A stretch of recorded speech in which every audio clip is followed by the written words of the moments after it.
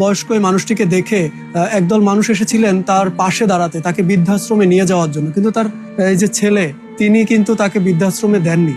এবং তিনি সেই বৃদ্ধাশ্রম থেকে যারা তাকে নিতে আসছিলেন বা আশ্রম থেকে যারা নিতে আসছিলেন তাদেরকে তিনি বলেছেন নিজের রক্ত বেছে হলেও তিনি তার মাকে দেখাশোনা করবেন, তার মায়ের খেয়াল রাখবেন এবং তার মা তার ঘরেই থাকবে।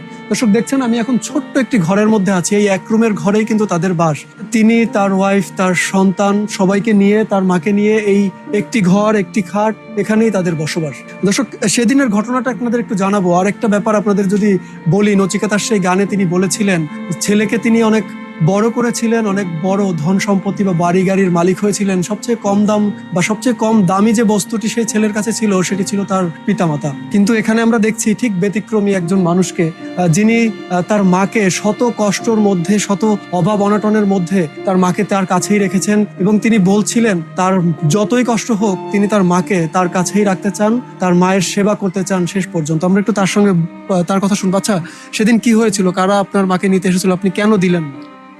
বৃদ্ধাশ্রমে তো আসছিল নিতে এসে, আমি দিইনি। কে লিগে মা মারা গেলে তো আমাকে কিছু তো মারিও জুটবে না, কিছুও জুটবে না, আর দেখাশোনা কে করবে? ওই জায়গায় তারা ঠিক মতো খাওয়ান দিবে, একবেলা গোসল করবে, মনে আছে কতক্ষণ পর পর পায়খানা পেশাব করতে পারে। এই কারণে দিই নেই যে আমার মা যা কিছু হয়, আমি যা পারি, আমার কিসমতে যা আছে আল্লাহ রিজিকে দেয়, ওটি আমি ইয়া করুক, ওইটা আমার মার খেদমত করুক। এই কারণে আমি বৃদ্ধাশ্রমে জেনে আগে কইছি প্রয়োজন পড়লে আমার মারে আমি রক্ত বেচা খাওয়ামো আর আমার মারে লয়ে আমি থাকবো।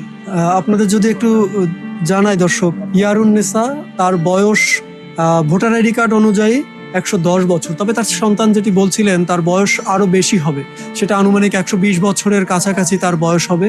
এই বয়সেও তিনি তার সন্তানের কাছে রয়েছে। দর্শক, আমরা একটু এ পর্যায়ে একটু কথা বলবো যারা এসেছিলেন সেদিন বৃদ্ধাশ্রম থেকে, তাদের একজনের সঙ্গে, এবং জানবো সেদিন আসলে কি ঘটেছিল বা তারা কেন তাকে বৃদ্ধাশ্রমে নিতে এসেছিলেন। আমি আউলি আহমেদ, আমি কাজ করছি আমরা সবাই রাজা নামক একটা স্বেচ্ছাসেবী টিম নিয়ে আর কি। আচ্ছা, সেই দিনে কি হয়েছিল? আপনারা তাকে আসলে কোথায় পেয়েছিলেন? এটা ধনিয়া পুরাতন একই স্কুলের সামনে বড় মসজিদে আছে একটা। আমরা মসজিদের সামনে প্রথমে দেখতে পাই।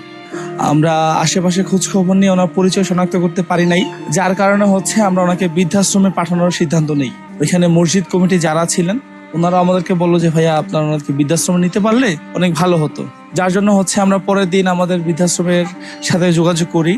তারপরে গাড়ি রেডি করে আমরা ভলেন্টিয়ার এখানে আসলাম। তো তারপরে আমরা ওনার ছেলের সাথে যোগাযোগ করলাম, ওনাকে দেখলাম।